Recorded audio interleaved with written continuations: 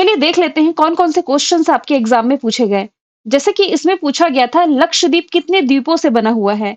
है तो ये स्टैटिक का क्वेश्चन, लेकिन जभी भी लक्षद्वीप का डिस्कशन आया है, मैंने आपको हमेशा बताया है कि ये 36 द्वीपों का समूह है। अब आप सोच रहे होंगे लक्षद्वीप का मैंने कहाँ डिस्कशन कर दिया? यदि आप डेली करंट अफेयर की क्लास से जुड़े होंगे, मैंने आपको बताया था कि एचडीएफसी बैंक लक्षद्वीप में ब्रांच ओपन करने वाला पहला प्राइवेट बैंक बना है, तो आप रिलेट कर पाएंगे। फिर इसमें एक क्वेश्चन पूछा गया था कि भारतीय राज्य त्रिपुरा को बांग्लादेश से जोड़ने वाला जो पुल है, मैत्री पुल, ये किस नदी पर बनाया गया है?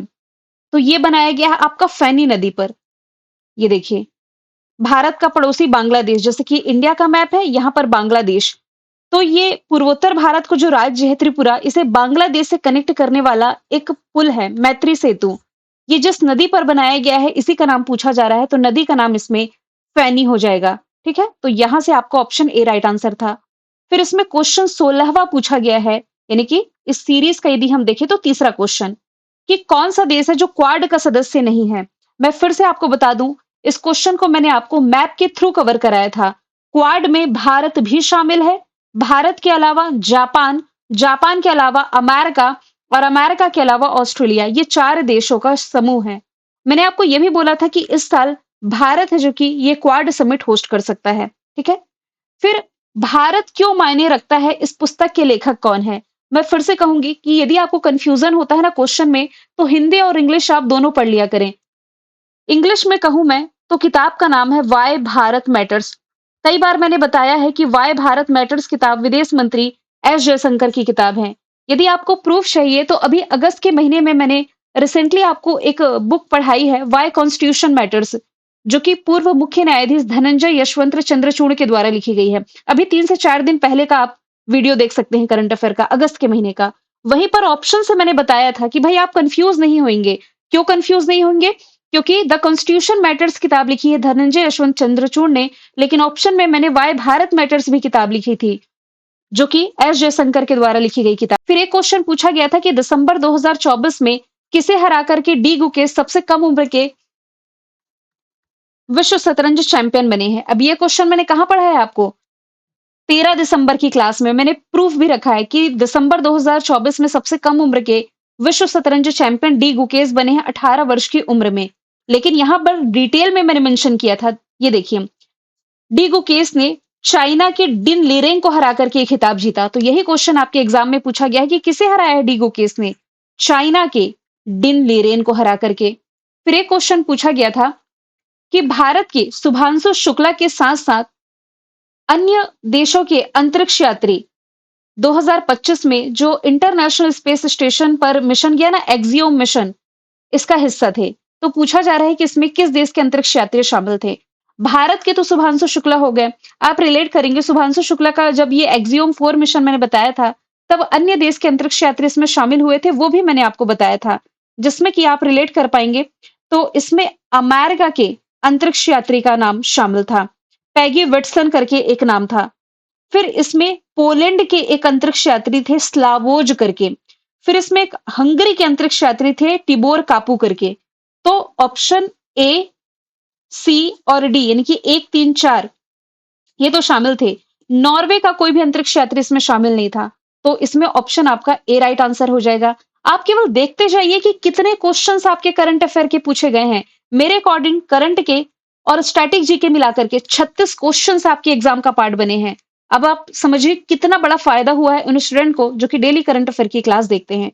फिर पूछा जा रहा है इसरो के सौर मिशन का नाम क्या है? पहला सौर मिशन आदित्य L1। ये तो रटवा चुकी हूं आपको कि आदित्य L1 ये इसरो का पहला सौर मिशन है। भाई रट लीजिए, कई बार इसका डिस्कशन आया।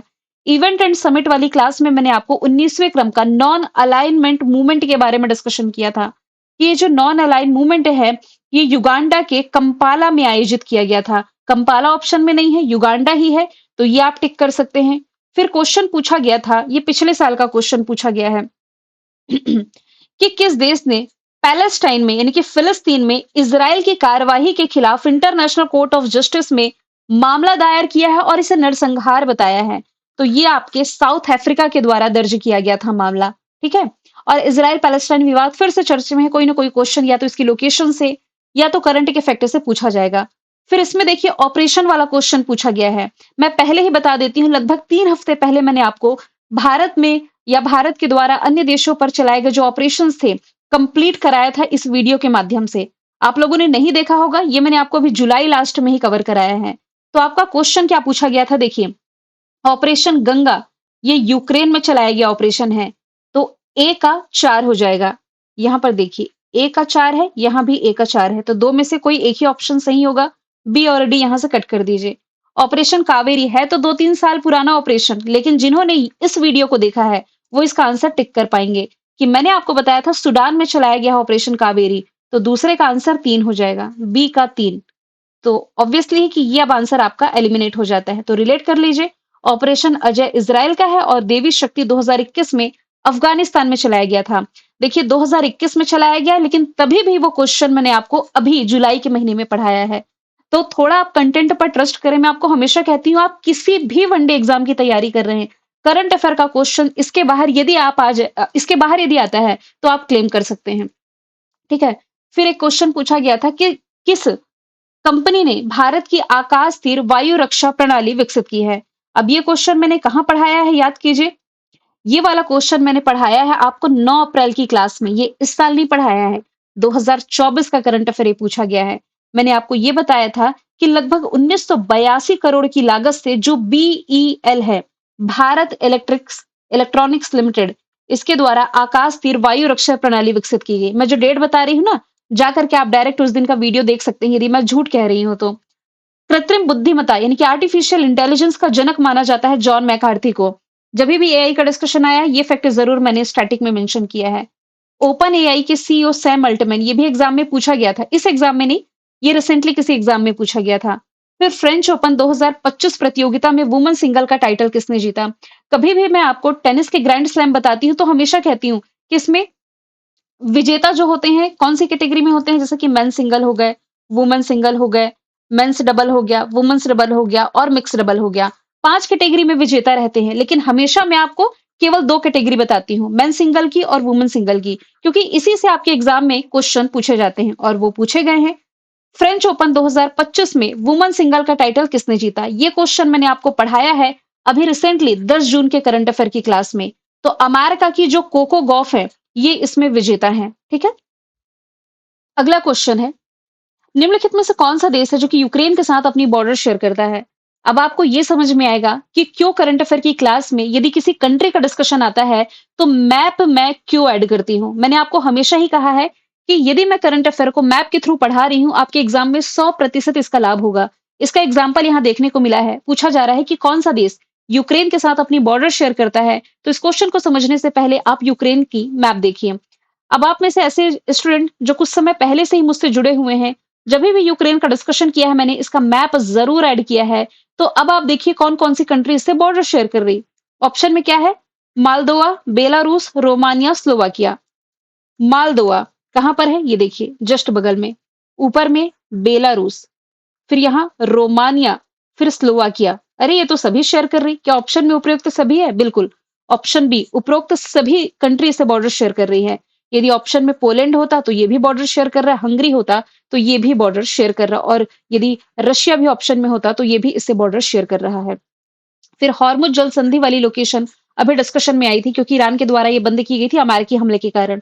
तो हॉर्मुज जल संधि किस किस खाड़ी के बीच में है, ये पूछा जा रहा है। इसे भी मैंने मैप के थ्रू अभी 1 से 1.5 महीने पहले आपको बताया है। ये है स्ट्रेट ऑफ हॉर्मुज। इसके एक तरफ है पर्शियन गल्फ, एक तरफ है गल्फ ऑफ ओमान। तो एक तरफ है पर्शियन यानी कि फारस की खाड़ी, एक तरफ है गल्फ ऑफ ओमान, ओमान की खाड़ी। 1 और 4 इसके राइट आंसर हो जाएंगे। फिर क्वेश्चन पूछा गया था आपका कि 2024 में यानी कि पिछले वर्ष नाइजर के साथ-साथ किन अन्य देशों ने पश्चिमी अफ्रीकी राज्यों के आर्थिक समुदाय यानी कि इकोवास ग्रुप से अपनी वापसी की घोषणा करी है? तो इसका आंसर बताने से पहले सबसे पहले मैं आपको प्रूफ दे देती हूँ। ये क्वेश्चन मैंने आपको बताया है 7 फरवरी की करंट अफेयर की क्लास में, आप देख सकते हैं। मैंने आपको बताया था कि जो इकोवास संगठन है, हालाँकि क्वेश्चन मैंने दूसरे तरीके से ऐड किया था और एग्जामिनर ने दूसरे तरीके से आपसे पूछा है सेम क्वेश्चन, समझिए आप। मैंने पूछा था किस संगठन से नाइजर, माली और बुर्किना फासो ने ऑफिशियली रूप से अलग होने का निर्णय लिया?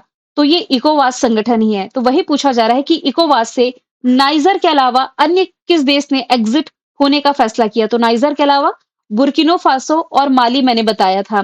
तो यहाँ से ऑप्शन 3 और 4 यानी कि ये ऑप्शन ए राइट आंसर हो जाएगा आपका। फिर क्वेश्चन नंबर 35 में स्टैटिक का क्वेश्चन पूछा गया है कि 2011 की जनगणना के अनुसार भारत का बाल लिंगानुपात यहाँ पूछा गया है। तो 919 है ये। इसका मतलब है कि 1000 लड़कों पर यहाँ पर 919 लड़कियां हैं, 919। एल रूट सर्वर प्राप्त करने वाला देश का पहला राज्य कौन बना? लगभग 1.5 से 2 साल पुराना करंट अफेयर का क्वेश्चन इसने पूछ लिया है। तो हो सकता है यदि आप 1 साल का प्रिपेयर किए हो या डेली जो देखते हैं उन्हें तो फायदा मिल गया है। राजस्थान एल रूट सर्वर प्राप्त करने वाला पहला राज्य बन गया है। फिर नीति आयोग का जब जब डिस्कशन आता है इसके फैक्ट तो मैं आपको रटवा चुकी हूँ कि ये योजना आयोग के स्थान पर आया था। तो क्या लिखा हुआ है? यह योजना आयोग का ही प्रतिस्थापन है। बिल्कुल है, योजना आयोग के स्थान पर आया था। तो ये ऑप्शन सही है। इसका पूरा नाम है national institution for transforming India. हालांकि यहाँ पर हिंदी में लिखा हुआ है राष्ट्रीय भारत परिवर्तन संस्थान। इसके अध्यक्ष होते हैं देश के प्रधानमंत्री जो कि नरेंद्र मोदी हैं। तो 2, 3, 4 ये तो 100% सही है, लेकिन ये योजना आयोग के स्थान पर आया था 2015 में, 1 जनवरी 2015 में। तो 2018 यहाँ से गलत है। यहाँ से ऑप्शन 2, 3, 4 केवल सही है। तो यहाँ से डी राइट आंसर हो जाएगा। फिर भागलपुर शहर विशेष रूप से किसके लिए प्रसिद्ध है? तो जब जब जीआई टैग का डिस्कशन आना मैंने किया आप लोगों से हमेशा बताया कि भागलपुर का जर्दालू आम जिसे जीआई टैग दिया गया था। फिर एक क्वेश्चन पूछा गया है कि संविधान सभा की प्रारूप समिति के सदस्य इसमें से कौन नहीं थे? 14 अप्रैल की क्लास या 15 अप्रैल की क्लास में मैंने भीमराव अंबेडकर जी के बारे में आप लोगों को पढ़ाया होगा। तो ये बताया कि भाई भीमराव अंबेडकर जी ये ड्राफ्ट कमेटी के अध्यक्ष थे, यानी कि प्रारूप समिति के अध्यक्ष थे। मैंने ये तो जरूर बताया कि ड्राफ्ट कमेटी के अध्यक्ष थे, लेकिन इसके अलावा ड्राफ्ट कमेटी के 6 मेंबर भी थे, यानी कि 1+6 के फॉर्मूला में ये काम कर रहा था। एक अध्यक्ष और 6 सदस्य। 6 सदस्य याद करने की ट्रिक भी मैंने बताई थी। क्या ट्रिक थी? MMSAAK। क्या ट्रिक थी? मित्र मुंशी सादुल्लाह। ना तो यहाँ पर मित्र है ना तो मुंशी है, सादुल्लाह जरूर है। आयंगर अय्यर खेतान। अय्यर भी है, आयंगर भी है, खेतान नहीं है।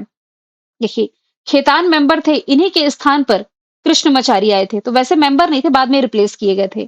क्वाड समूह का सदस्य नहीं है। अभी जस्ट हमने क्वाड का डिस्कशन किया कि भाई भारत इसका मेंबर है, भारत के अलावा जापान मेंबर है, जापान के अलावा अमेरिका मेंबर है और अमेरिका के अलावा यहाँ पर ऑस्ट्रेलिया मेंबर है। तो ऑप्शन में देखिए रशिया है, तो रशिया इसका मेंबर नहीं है। I2U2 ग्रुप बना था, आई से 2 कंट्री, इजराइल।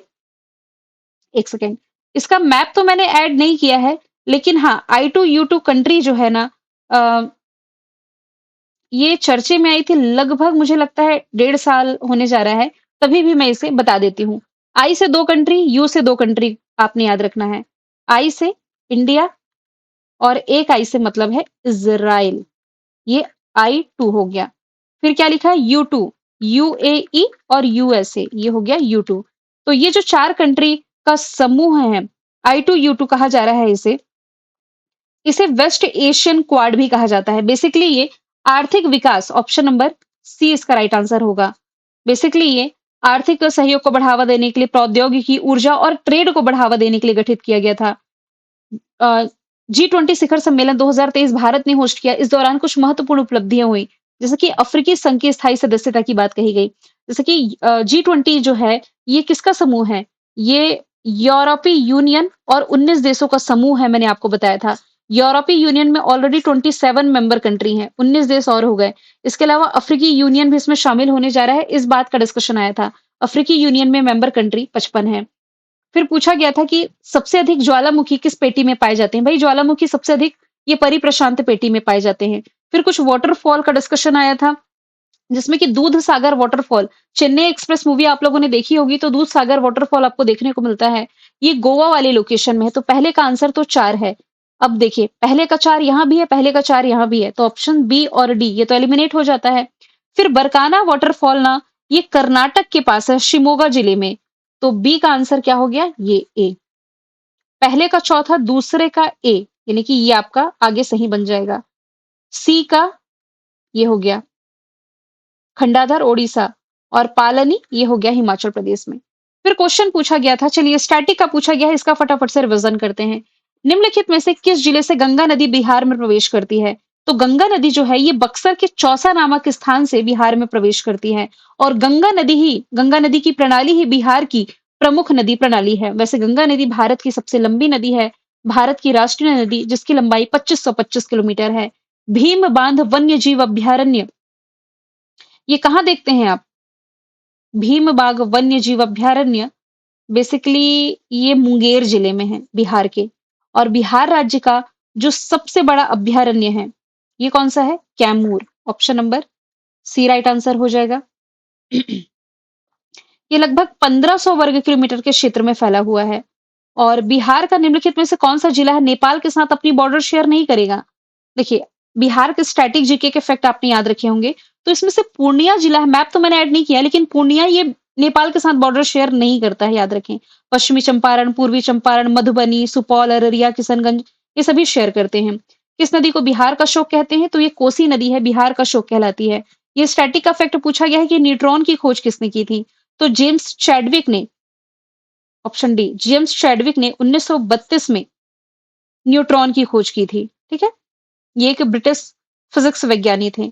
तो लगभग 36 से 37 क्वेश्चन स्टैटिक और करंट के आपके रिसेंटली जो एग्जाम हुए हैं बिहार में 9 अगस्त को, इसमें पूछे गए हैं, ठीक है? तो ये आप रिलेट कर सकते हैं और अपनी फीडबैक जो भी हैं, जिन्होंने ये एग्जाम दिया है, बीपीएससी एमडीओ यानी कि मिनरल डेवलपमेंट ऑफिसर का अपनी फीडबैक ज़रूर शेयर करें। एक दिन मैंने क्लास अपलोड करी थी बिहार असिस्टेंट ऑफिसर का जो एग्जाम हुआ था 10 अगस्त को, वो गलती से डिलीट हो गया है। अब से 1 घंटे बाद तुरंत ही इसे अपलोड कर दूँगी, तो वो भी आप चेक कर लेंगे। फिर मिलेंगे नेक्स्ट वीडियो में। Thank you so much.